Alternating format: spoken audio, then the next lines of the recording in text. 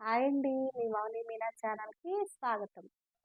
ఈరోజైతే మనం రొటీన్‌గా వంటైతే ఎలా చేస్తానో చూపిస్తున్నాను గదా! మీకైతే. అలాగే ఈరోజు కూడానండి. నేను దీంట్లో స్పెషల్‌గా మసాలా దొండకాయ అయితే చేస్తున్నాను. అది ఎలా చేస్తాననేది మీకైతే లాంగ్ వీడియో పోస్ట్ చేశాను. దాంట్లో అయితే క్లియర్‌గా ఉంటుంది. ఇకపోతే డైలీ రొటీన్‌గా మనం ఎలా అయితే వంటైతే ప్రిపేర్ చేసుకుంటామో ఈరోజు నేనైతే అదే మీకు చూపిస్తున్నాను. చాలా త్వరగా అయితే వంటైతే ఫినిష్ చేశానండి. ఎలా ఉన్నారండి అందరూ బాగున్నారా?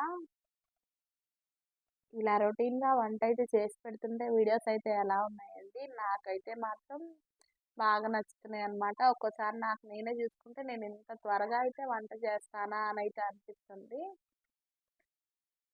ప్రతి ఇంట్లో ఆడవాళ్ళు సహజంగా వంటైతే వాళ్ళ వంటగదికి అనుకువగా వాళ్ళ వాళ్ళ వస్తువులు ఒక్కోసారి అనిపిస్తదండి అమ్మ వాళ్ళ ఇంటికెళ్ళి వంట చేయాలన్నా, తన వస్తువులు మనకి చెయ్యికి వాటంగా అయితే ఉండవు. మన మన చేతి వంటే మనకు తినాలనిపిస్తది. అలాగే మన మన సామానే మనకి చేతికి అనుకువగా అయితే ఉంటాయి.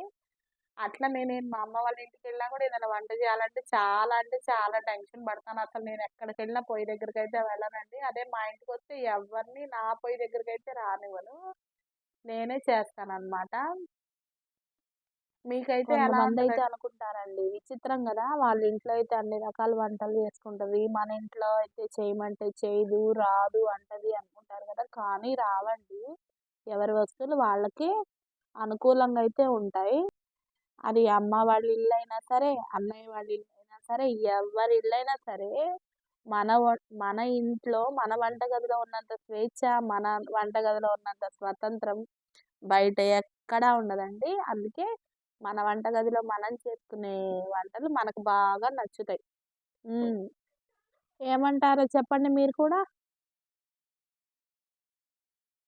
ఎలా అయినా ఆడవాళ్ళకి వంటగదే ప్రపంచం గదండీ! చాలామంది ఎంత జాబ్స్ చేసేవాళ్ళైనా సరే, వంటగదిలోకి రాకైతే తప్పదు. ఆడవాళ్ళన్నాక ఖచ్చితంగా మనకి వంటగది మన లైఫ్‌లో ఒక పార్ట్ అయితే అయిపోయిద్దండి అది కూడా.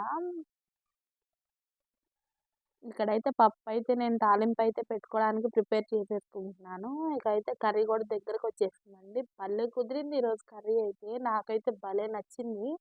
పిల్లలకు కూడా చాలా బాగా అయితే నచ్చింది. వాళ్ళు గూడా ఇష్టంగా తిన్నారు.